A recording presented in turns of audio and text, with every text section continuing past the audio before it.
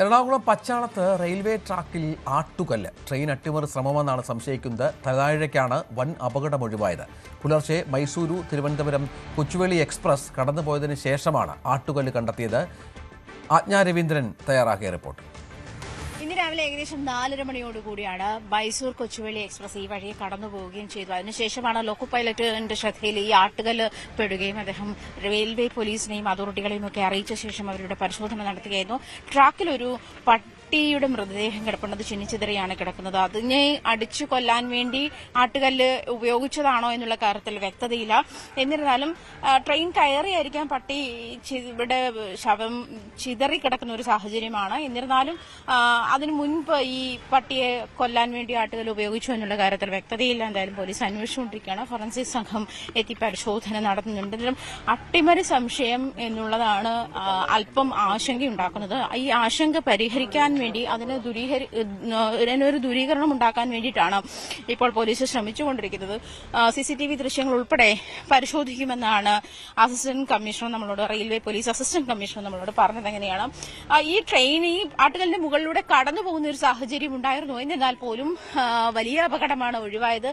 അതായത് അതിന് ട്രാക്കിന്റെ നടുവിൽ തന്നെയാണ് ഈ ആട്ടുകല്ല് കൊണ്ടുവന്നിട്ടത്. അങ്ങനെ ഒരു സാഹചര്യത്തിൽ തന്നെ ട്രെയിൻ തട്ടിയിരുന്നെങ്കിൽ ഒരുപക്ഷെ ട്രാക്ക് മാറിപ്പോവുകയോ പാളം തിരിക്കുകയോ വലിയ അപകടങ്ങളിലേക്ക് പോവുകയോ ചെയ്യാനുള്ള എല്ലാ സാധ്യതയും ഉണ്ടായിരുന്നു. എന്നിരുന്നാലും ഭാഗ്യവശാൽ അങ്ങനെയൊന്നും സംഭവിച്ചില്ല.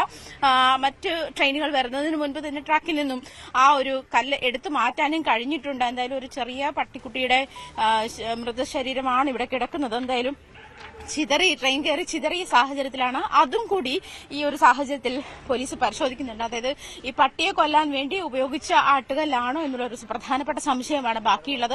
എന്തായാലും ട്രാക്കിൽ നിന്നും അത് എടുത്തു മാറ്റിയിട്ടുണ്ട്. പക്ഷേ ട്രെയിൻ കയറിയായിരിക്കും ഒരു പക്ഷേ ഈ പട്ടിയുടെ ശവശരീരം ഇങ്ങനെ ചിതറിപ്പോയത് എന്നൊരു അഭ്യൂഹമുണ്ട്. टोटल ट्रेसपास एरिया है, कोई भी आके कुछ भी कर सकता है. जैसा लगता है ये उनके साथ कोई कनेक्टेड होगा.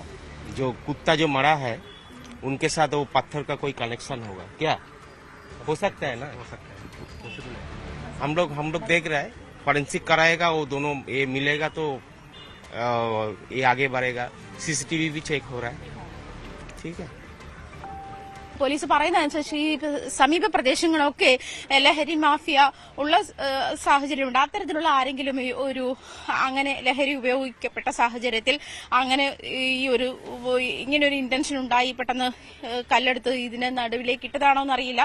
എന്നിരുന്നാൽ പോലും വളരെ വ്യക്തമായി തന്നെ ഈ ട്രെയിനിന്റെ നടുവിൽ, അതായത് ട്രാക്കിന്റെ നടുവിലാണ് ഈ ആട്ടുകല്ല് കിടന്നിരുന്നതും. അത് ട്രെയിൻ ഏത് സാഹചര്യത്തിലും ഈ പോയ മൈസൂർ തിരുവനന്തപുരം ട്രെയിനിൽ തട്ടിയില്ലെങ്കിൽ പോലും അത് തട്ടി പാളം തെറ്റാനുള്ള എല്ലാ സാധ്യതയും ഉണ്ടായിരുന്നു എന്നാണ് പോലീസ് വ്യക്തമാക്കുന്നത്. എന്തായാലും പരിശോധിച്ചു വരികയാണ്. പരിശോധനകൾ തുടരുന്നതേയുള്ളൂ. അതിൽ കൂടുതൽ വ്യക്തത വരണം. ആ ഒരു സാഹചര്യത്തിൽ കൂടുതൽ ക്ലാരിറ്റി ഉണ്ടാവണം ഈ ഒരു വിഷയത്തിൽ. അത് പോലീസ് പരിശോധിക്കുകയാണ്. ഫോറൻസിക് വിദഗ്ധർ ഉൾപ്പെടെ പരിശോധന നടത്തിയ ശേഷമേ അതിലെന്തെങ്കിലും സാഹചര്യമുള്ളൂ. നിലവിൽ ആശങ്കയുള്ളത് ഇത് അട്ടിമറിയാണോ എന്നുള്ളത് മാത്രമാണ്. നിലവിൽ ഈ നമുക്ക് കാണാം, ഈ ട്രാക്കിലൂടെ തന്നെ ട്രെയിനുകൾ എപ്പോഴും നിരന്തരം കടന്നു പോകുന്നത് കൂടിയാണ്. 2 ട്രാക്കുകളാണുള്ളത്, നിരന്തരം കടന്നു പോകുന്നതാണ്. ആ ഒരു സാഹചര്യത്തിൽ തന്നെ വലിയ അപകടമാണ് ഉണ്ടായിട്ടുള്ളത്. എന്തായാലും ട്രെയിനിൽ തട്ടാനുള്ള ഉയരം ആട്ടുകല്ലിനുണ്ടായിരുന്നില്ല.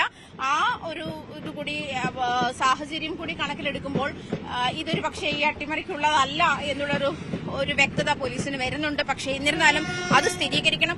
അത്തരം സ്ഥിരീകരണങ്ങൾ ഉണ്ടാവണമെങ്കിൽ കൂടുതൽ പരിശോധന വേണ്ടിവരും. അടുത്തുള്ള CCTV ദൃശ്യങ്ങളടക്കം പോലീസ് പരിശോധിച്ചു വരികയാണ്.